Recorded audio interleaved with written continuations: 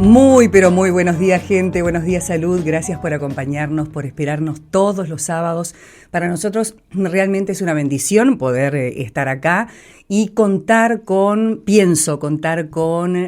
personas capacitadas que abordan temas que me parece humildemente que le interesa a todo el mundo. Y por supuesto que es a pedido también de la audiencia, sugerencias de la audiencia, el tratar distintos temas. Actualizamos rápidamente los datos del tiempo: 15 grados 3 décimos, la mañana está fresquita, con un cielo azul celeste que hacía tiempo no lo podíamos disfrutar. La máxima para hoy no superará los 20 grados, con cielo claro, neblinas y periodos de cubierto. Los vientos soplan del sector nor-noreste a 15 kilómetros. Y como todos los sábados, empezamos la mañana presentando a nuestro invitado.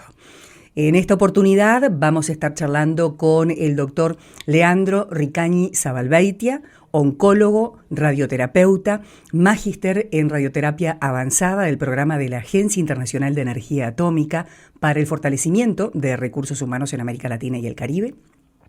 Es asistente grado 2 de la Cátedra de Radioterapia del Servicio de Oncología del Hospital de Clínicas, oncólogo radioterapeuta en Clínica Doctores Lebornes y joven profesional con un pie en Rivera y otro en la capital porque le tira la sangre por el apellido materno, ¿no? Su madre es de acá. No sabemos si nació aquí o si nos lo dijo o lo olvidamos. No creo que sea irrelevante. Me parece que es importante que el doctor se presente y diga si nació aquí en Rivera o si algo lo tira en el departamento. Buenos días, doctor Leandro. Muchísimas gracias por compartir este ratito con nosotros. Bueno, buen día Margarita, buen día para toda la audiencia, muchas gracias por la invitación. Sí, me tira bastante la sangre riverense, tengo mi familia materna, toda de Rivera, mis abuelos vivieron en Vichadero específicamente, y bueno, yo en realidad soy oriundo de Cerro Largo, mi padre es de La Valleja, así que bueno, se fueron a formar la familia a Cerro Largo, a Melo. Así que bueno, bastante puesta la camiseta del interior profundo, ¿verdad? Y trabajo para FEPREMI y estamos con algunas ideas para fortalecer a FEPREMI desde el punto de vista oncológico. Creemos que FEPREMI puede ser la vanguardia en el Uruguay. Entonces, bueno, hay algo de eso también que estamos por desarrollar y bueno, cuando se pueda ahondar en esos temas lo ahondaremos con mucho gusto. Interesantísimo, vamos a dejarlo pendiente en la agenda. Uh-huh. Leandro, habíamos propuesto algo que no sale de tu rutina, el cómo acompañar a un paciente oncológico. Te proponemos desde el principio, ¿no? Desde la primera consulta con un oncólogo. Sabemos que asusta la palabra oncología, sabemos que paraliza el diagnóstico cáncer, ¿verdad? ¿Cómo hacer para acompañar a aquel diagnosticado, aquel derivado a un especialista como tú? Sí, bueno, como ustedes decían, te hago un mini resumen antes, ¿no? Por favor. Uno cuando hace un programa de radio, digo, bueno, ¿a quién le va a interesar esta temática? ¿A quién no? ¿Cómo elegir el tema? Creo que el tema cáncer prácticamente no deja a nadie de lado, ¿no? Creo que todos, sin temor a equivocarme, tenemos algún familiar o nosotros mismos fuimos diagnosticados de algún tipo de cáncer. El cáncer en el Uruguay es la segunda causa de muerte, muy cerquita de la primera causa, que son las cardiovasculares. Imagínense todos los infartos de miocardio, los infartos cerebrales. Bueno, esos son el 25.2% de las muertes en el Uruguay. El cáncer alcanza 24.2%, o sea, está a un 1%, y se hacen las proyecciones que hacia el 2030 será la primera causa de muerte en el Uruguay. Entonces realmente es un tema que cada vez toma más importancia. Antes era por lo catastrófico de la noticia, hoy creo que la noticia no tiene por qué ser tan catastrófica, sí es algo serio y que necesita un equipo multidisciplinario para afrontarlo, pero sí empieza a ser muy importante por la prevalencia, por la incidencia, es decir, los nuevos casos años. Para el 2030 está la proyección que sea la primera causa, como dijimos, y se estima más o menos que 1 de cada 3 uruguayos va a padecer algún tipo de cáncer en el transcurso de su vida. Creo que esos números ya nos muestran la importancia del tema y que es un tema que es difícil llegar a una información fidedigna, ¿no? Uno se mete en internet y puede tener buena información como puede tener mala información. Entonces creo que así programas como el tuyo y un poco más de visibilidad de la parte de los profesionales de la oncología pueden hacer que mejor información llegue a la población. Entonces, tú me preguntabas por la primera consulta. La primera consulta obviamente que es todo un tema, es la primera cara que uno le ve a la patología. Y nosotros lo que recomendamos a través de la charla, que es algo que a mí me gustó hacer porque no es algo que tengamos tan consciente en el día a día, nosotros estamos del otro lado del mostrador, hasta que nos toque estar de ese otro lado, pero uno cuando está de este lado del mostrador lo que intenta es leer el último paper, saber, bueno, en mi especialidad, cómo se dibuja tal tumor para tener mayor control, para tener menos efectos secundarios, cuántos Gray hay que dar, cuánta dosis, en cuántos días. Uno estudia mucho la parte técnica y realmente se pierde la parte humana. Entonces, con la invitación de Mujeres Celebran la Vida, me hicieron ir a leer realmente la otra parte. Por suerte encontré, creo, material muy fidedigno, que obviamente dejé la presentación para todos las que lo quieran o los que lo quieran tener, y después te paso nuevamente un par de páginas de internet que tienen información muy buena para que cualquier usuario pueda utilizarlo. Entonces, dentro de las recomendaciones de la primera consulta, la recomendación más fuerte que yo le haría es que vayan acompañados, porque el paciente está aturdido en un diagnóstico de cáncer. Es mucha información. Recuerden que nosotros también estamos dentro de un sistema de salud donde tenemos nuestros minutos contados para ver por paciente, y el paciente nos llega con una lista así de estudios, de tomografía, de ecografía, de punciones, esta punción cuando se hizo, rebiopsia, nueva tomografía con 6 meses de diferencia, y uno tiene que analizar, leer, ver toda esa imagen en 15 minutos, procesarla uno, y después devolverla al paciente y devolverla con un lenguaje claro, dar información, dar pautas a seguir, dar tiempos, porque yo, por ejemplo, yo digo, bueno, mirá, para hacer tratamiento tengo que pedir una tomografía, una ecografía, va para tal hospital tal día para el otro hospital, después nos vemos en 3 semanas, 15 días para... Y es una cantidad de información muy importante. Seguro que la cabeza del paciente en ese momento está flotando. En cualquier lado, hasta te mira a vos, hasta quedó capaz más impactado por si le dijiste algo que le gustó, algo que no le gustó, por si te ve muy joven, por si no te ve muy joven, por estaré bien atendido, no estaré bien atendido. Hay un millón de cosas que le pasan al paciente por la cabeza. Entonces lo importante es ir acompañado. Y ese acompañante tiene que tener un rol activo, tiene que tener un rol como quien va a una clase, a una escuela, llevar lápiz y papel, anotar las fechas, anotarlas, porque uno se da vuelta y se olvida. Dicen que sí, muchas veces el paciente está ansioso por terminar eso, que es como un examen al fin y al cabo. Yo lo veo muchas veces que es como un examen, ¿no? Uno, bueno, ¿qué me va a decir? ¿Salvo o no salvo esto, no? Al fin y al cabo es como algo que parece que va a tener un resultado definitivo. Entonces, uno está apurado a que se termine ese interrogatorio y quiere escuchar un veredicto y quiere decir, bueno, estoy bien, estoy mal, voy para acá, voy para allá. Entonces, ir con un acompañante que anote todo, ideal si ya lleva alguna pregunta predefinida, básicamente tiene que saber los tiempos que le van a llevar por ejemplo, una medicación, si hay que pedirle al Fondo Nacional de Recursos, si la consigue rápidamente su sanatorio, si tiene que ir a Montevideo, si se puede hacer el tratamiento en Rivera, todo ese tipo de fechas, cuándo hay que volver, cuándo hay que empezar, si es radioquimio, cómo coordinar que comiencen juntas la quimioterapia con la radioterapia. Es mucha información que además de uno poder procesarla, va a pasar a tener que ser un vocero luego, porque la gente le va a preguntar, obviamente. Sí, la familia vamos a tener va a estar agobiando. ¿Qué te dijeron cuando empezás el tratamiento? ¿Cuál es tu pronóstico? Exacto, sí. Exacto. ¿Te sentís bien? Entonces, exacto. Entonces, otra recomendación es que el cuidador, ¿no? Nos enfocamos bastante en el cuidador y en el rol que tiene que tener el cuidador. Entonces, un rol principal es ese, el rol de acompañamiento activo. muchas veces el paciente minimiza los síntomas también, ¿no? Porque decir, si yo no digo que me duele nada, no estoy tan mal, ¿no? Entonces muchas veces uno pregunta, ¿dolor? No. ¿Sangrado? No. Esto no. Minimiza como una especie de autodefensa también, Ujú. diciendo, bueno, si el médico ve que no me duele nada, capaz que no estoy tan mal.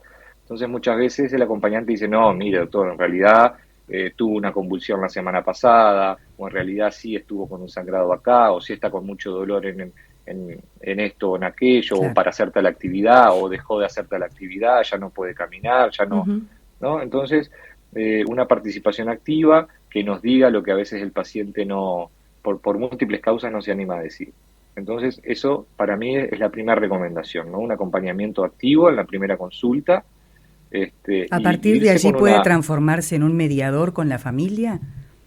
Exacto, exacto. Esa era otra de las recomendaciones que dábamos, porque también agobia, ¿no? El repetir una y dos y tres y cuatro veces y cómo te fue y cómo te fue y uno cuenta y cuenta y cuenta, eso es muy agotador para el paciente. Entonces, hay unas recomendaciones que dicen que ese cuidador principal puede, ahora con la época de WhatsApp y todo eso, generar un WhatsApp largo que diga toda la información, ¿no? A un círculo general, digamos, un Claro. círculo de 15, 20 personas, amigos y familiares, ¿no? Diga, bueno, tuvimos la consulta acá, fue eso, nos dijeron esto, tenemos que esperar esto, tenemos que hacer esto, tic, tic, tic, tic, tic, la información. Después, bueno, una familia mucho más cercana, obviamente puede tener acceso al paciente, o eso lo maneja cada familia o con algún amigo en particular, y obviamente que el paciente también le hace bien conversar con la gente de confianza. Pero tener como el cuidador principal, que sea como una especie de coordinador de la información y de las Ujú. noticias, eso puede ser muy bueno para no agobiarlo tanto al paciente. Ahora, realmente cuando uno está sintiéndose mal, va al médico general, después el médico general le da pase a un especialista. Ese especialista sospecha algo, le manda a hacer una batería de exámenes que después terminan con un oncólogo. El Ujú, piso está abierto. La cabeza ujú, es un bombo. Uno piensa inmediatamente en la muerte inminente o en el ujú, sufrimiento y el dolor físico por el tratamiento, por lo que ujú, me dijeron, por aquel familiar, por aquella quimio, por la radio que y por el pelo que se cae, por las náuseas, ujú, por el sabor metálico después de una radio, etcétera, etcétera. ujú, ¿Cómo hacer para bajarlo a tierra a este consultante y decirle, mire que ujú. no todo está perdido, recién empezamos y Sí. hay muchos avances en la ciencia, la Ujú. investigación, la tecnología para que su pronóstico sea el mejor posible? Digo, no hay una sentencia de muerte y al abrir la puerta hay un cajón ya con el velorio marcado, porque es eso lo que sentimos. No, no los vemos a los oncólogos de manera simpática, no vamos felices a la consulta, vamos Ah, con miedos, con pánicos. sí, sí, sí, por supuesto, lo sabemos, pero también eso es lo que nos da fuerza, ¿no? O sea, todos los que elegimos hacer oncología no elegimos hacerlo más fácil. O sea, creo que ese desafío es el que nos hace levantarnos todos los días. Sabemos que vamos a tener una policlínica muy pesada, de gente que quiere estar en cualquier lugar menos ahí Exacto. contigo, pero eso nos motiva también, porque nosotros, desde una curación a un alivio o a un acompañamiento, es buena medicina. Entonces uno cuando hace buena medicina, eso lo reconforta, independientemente del resultado final. Pero pongamos un poquito los puntos sobre las sillas porque estamos muy Por favor. catastróficos. Tampoco Así como, podemos ser demasiado idílicos, ¿no? Vamos a no, no, ser no, vamos, no, reales. no, vamos a bajar la tierra de los números reales de Exacto. Uruguay. Si bien aumenta la incidencia de cáncer, aumenta porque los uruguayos viven más, somos una población envejecida, porque estamos viendo segundos tumores, es decir, pacientes curados de un tumor que hacen otro tumor, eso no se veía hace algunos años, porque los estadios 4, cuando tienen enfermedad metastásica, hoy nuevas aplicaciones de radioterapia y nueva medicación como las terapias target, la inmunoterapia, hacen vivir años a pacientes metastásicos que antes era sentencia de muerte en 6 meses. Y además tenemos la epidemiología a nuestro favor. Es decir, el tumor más frecuente en la mujer es el de mama y es de los que más se cura. El tumor más frecuente en el hombre es la próstata y es el que más se cura. Entonces, como se dice vulgarmente, Dios aprieta pero no ahorca. O sea, tenemos las dos grandes. Yo voy a hacer una policlínica a la clínica donde trabajo y seguro que por tarde tengo una próstata y una mama, porque son las más frecuentes Ujú. y son las que se curan y son los que viven más largo tiempo. Por supuesto que hay muertes en esa patología, pero son de Pero las que más se curan. Si ahora, de uno puede acuerdo ver, yo también no al estoy. diagnóstico precoz, ¿no? Que eso es clave. Eso es clave, diagnóstico precoz. Pero bueno, generalmente las mamas están muy bien estudiadas en Uruguay, se puede mejorar, siempre se puede mejorar, pero tiene fortalezas el Uruguay. Además, el Uruguay tiene esa alta incidencia de cáncer porque tiene un excelente registro, ¿no?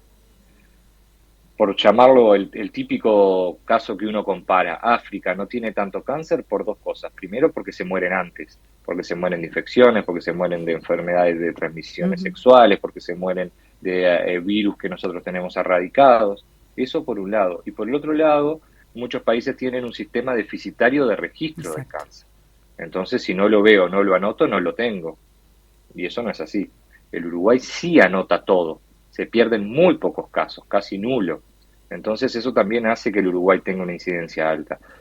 Tiene una carga genética si bien, si me agarran mis amigos de ciencia me van a decir que no es tan así, pero tenemos bastante carga europea, nosotros tenemos una incidencia del cáncer muy similar a Europa, las principales patologías son las principales patologías de Europa, como decíamos, el cáncer de mama, el cáncer de colon, el cáncer este, de próstata en el hombre.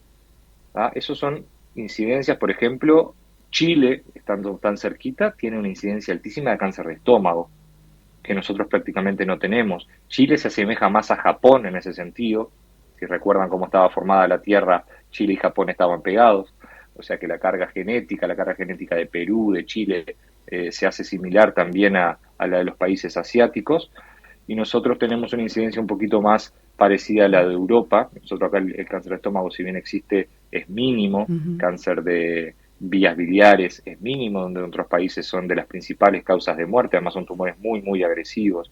Entonces, todo, si bien yo digo que está creciendo, también tenemos esas cosas a favor. Los principales Claro. tumores los curamos, los tratamos. Un cáncer de colon, un cáncer de recto en un estadio temprano, tiene muy buen pronóstico.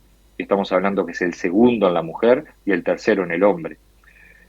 Además tenemos otra fortaleza, tenemos buenos programas de screening. ¿Qué ¿Qué quiere quiere? decir la palabra Ujú. screening? Sí. Screening es un estudio barato que llega a toda la población y que tiene alta fidelidad o alta sensibilidad para encontrar las cosas. Eso es una definición de un estudio de screening. Entonces, para la mama tenemos la mamografía, tenemos programa tras programa, tenemos días libres en el trabajo para ir a hacernos la mamografía. Creo que tenemos, es una fortaleza del Uruguay, hay que seguir mejorándola, hay que seguir haciendo que los mamógrafos estén En por todo el condiciones. Uruguay, Y en ¿sí? En condiciones. condiciones, calibrados. Bueno, no quiero empezar tanto la parte técnica, que también es todo un tema para Sí. nosotros, la calibración de los equipos, todo eso. Se está trabajando, la Agencia Nacional Reguladora de Radioprotección está trabajando en ese sentido. También les hace falta recursos a ellos, nos hace falta recursos a los médicos. Tenemos cosas para mejorar, pero tenemos grandes fortalezas. Como decíamos, el otro tumor principal, el próstata en el hombre, tenemos el antígeno prostático específico, el PSA, simplemente es una muestra de sangre, ni siquiera es un estudio invasivo. Tenemos la pérdida sanguínea intestinal oculta para detectar sangrados que pueden estar vinculados a los cánceres de colon o colorectal. Y el FECATES Entonces, las también princip- es un estudio eso, el FKT, exactamente, es que se lo eso, pide, es ¿no? exactamente el FKT, exactamente la pérdida sanguínea invisible, que se Ujú. le llama. Entonces, lo que a mi entender tenemos que mejorar en Uruguay es el cáncer de pulmón. El cáncer de pulmón es la primer causa de muerte a nivel mundial. Esto ya contando Europa, Estados Unidos, Sudamérica, Asia, es la primera causa de muerte. ¿Por qué? Porque tiene una alta incidencia y tiene una alta mortalidad. El tumor de pulmón muchas veces se diagnostica ya bastante avanzado porque no da síntomas. Es una masa que empieza a crecer en el medio de la nada y cuando nos da síntomas es porque ya invadió un bronquio, porque Claro. ya tenemos un ganglio que está apretando alguna vena, alguna arteria. Entonces generalmente son tumores muy avanzados, son tumores que tienden a, a salirse de su lugar, irse por los ganglios o irse por la sangre a otros lados. Y cuando Entonces eso se llega hace... al diagnóstico, se dice, está tomado, ¿no? Y sí, Uh-huh. el pulmón es un desafío mundial. Sí. Ahora han habido avances sobre todo con la inmunoterapia. Ahora para los estadios 3 se tiene que hacer radioquimioterapia y después inmunoterapia. Para los estadios 4 existe la inmunoterapia. Obviamente que esto no es para todo, como comentaste que habías reunido con Franco, con el doctor Franco Xavier, son terapias dirigidas, son terapias a Específicas, medida, como se llama, exacto, exacto. un Uh-huh. traje a medida, como se dice Exacto. muchas veces en las presentaciones tienen que tomar una muestra del tumor, ver si tienen las mutaciones específicas, ver si tienen un porcentaje y si se va a beneficiar ese paciente. Una vez diagnosticado todo eso, empieza todo el tema legal, de quién lo paga, de quién lo cubre. Se han estado haciendo muchos esfuerzos al respecto, son medicaciones muy caras, Uh-huh. pero bueno, creo que algunas la cubre el Uruguay, otras se pueden ganar por recursos de amparo. Creo que el Uruguay tiene Hablando mucha, del cáncer mucha de pulmón, fortaleza, ¿no? Hablando hablando de específicamente. cáncer de Sí, sí, pulmón. sí.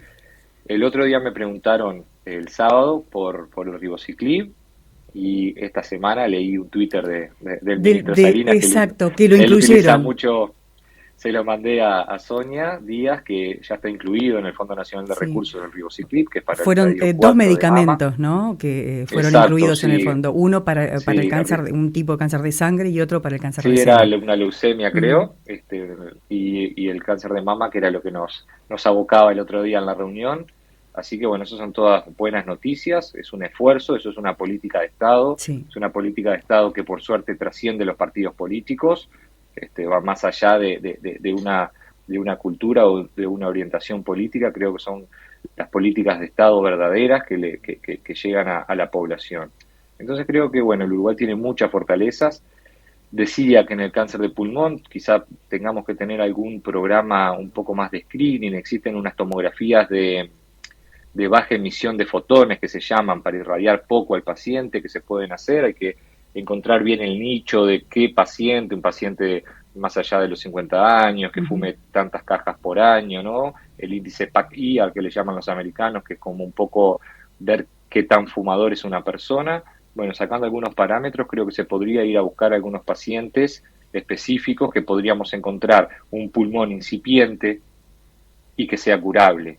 Un T1 de pulmón, o sea, un estadio precoz, es Ujú. curable con cirugía. La radioterapia ha avanzado mucho, existe la radiocirugía de pulmón ahora, que Ah, es, radiocirugía solamente tiene el nombre, es radioterapia, pero como es tan preciso y es tanta dosis que se da en 3 aplicaciones, en 4 aplicaciones, hay algunos protocolos en una sola aplicación de radioterapia estar curado del cáncer del pulmón. Creo que son cosas que el Uruguay está desarrollando, ¿tú lo está yendo aplicas? hacia ahí. Todavía no lo aplicamos, pero dentro de los proyectos que estamos trabajando está hacer un proyecto de radiocirugía de pulmón. Qué importante. Entonces, importantísimo. También hay que convencer a los cirujanos, ¿no?, de por qué no operar y hacer radioterapia. Es todo un desafío también desde el punto de vista médico. Claro. O sea, si siempre se operó, ¿por qué hoy voy a dejar de operar un pulmón que me va bien, como dicen los cirujanos? Que es cierto. Pero bueno, lo importante es la información, lo importante es que el paciente pueda decidir, y lo importante es que eso ya está establecido como el mejor tratamiento para los pacientes no operables. Es decir, podemos tener un abuelito de 83 años que se diagnostica de un pulmón, un T1, y que no se puede operar por las comorbilidades, y la indicación formal es hacer radiocirugía. Después está avanzando tanto la radiocirugía que ya se está peleando la indicación también para el paciente operable, porque el control es muy similar. El control local con cirugía y con radiocirugía es muy similar. Entonces ya las guías internacionales prácticamente están poniendo el mismo nivel de opción, una radiocirugía para pulmón que una cirugía. Entonces, bueno, Volvemos, hay buenas noticias, sí, como sin decíamos dudas. también, hay avances. Pero volvemos al tema de la consulta, del que Ujú. acompaña al consultante, al paciente que es diagnosticado con algún tipo de patología oncológica, ¿no? Fundamental que no vaya solo, que Ujú. el que acompaña. Claro, porque aquí hay desde el principio, cuando se sospecha que hay una patología oncológica, hay de los que aceptan y hay de los que ocultan. Se hacen los superhombres, las supermujeres y dicen, no, prefiero mantener en secreto porque no sé cómo van a reaccionar mis hijos, mi esposo, mi esposa, y se la guardan solitos. Y son difíciles de entrarle y decir, mirá, yo te acompaño, no estás solo, voy contigo, mantengo la reserva, pero voy contigo. Y hay algunos que se resisten a ir acompañados. Sí, eso es cierto. Más que aconsejarlos, no sé si podemos, pero al principio de la charla, si te acordás, se hablaba del impacto psicológico de la noticia, ¿no? Y hablaban de un 40, un 30%. Yo creo que el impacto psicológico es en el 100% de los pacientes. La ansiedad se genera en el 100% de los pacientes. El tema es cuántos pacientes pasan a un estado clínico de, por ejemplo, una depresión. Se estima que hasta un 30%, un 25-30% de los pacientes pueden llegar a desarrollar una depresión clínica. Entonces, ¿hay diferencia entre depresión y angustia? Sí, hay diferencias, ¿no? Hay diferencias, sobre todo que una angustia uno lo puede manejar, uno con una conversación, es lo que decía una de los slides de la presentación. Muchas veces cuando es ansiedad, simplemente con que el médico le preste atención, entienda, acepte esa ansiedad, lo hablen o lo hable con algún familiar, eso es lo único necesario para que el paciente baje la ansiedad. Sin embargo, cuando ya se transforma en una depresión ya es cuando tenemos síntomas físicos de algo psicológico, ¿no? Claro. No se quiere levantar, no quiere comer, perdió las ganas de vivir, bueno, tiene siempre pensamientos catastróficos. Ahí ya necesitamos la ayuda de un profesional. Entonces, lo ideal es que dentro del equipo de oncólogo, que tengan su mejor oncólogo posible, el mejor radioterapeuta, el mejor cirujano, el mejor imagenólogo y el mejor psicólogo también, ¿no? O sea, el mejor, por llamarlo de alguna manera, o sea, un buen equipo donde estén todas esas aristas, porque muchos pacientes lo van a necesitar. ¿Y el oncólogo en sí puede percibir que requiere ese complemento, esa terapia que los ayude a superar la crisis de ansiedad o la angustia o la misma depresión? ¿Ustedes son los que derivan?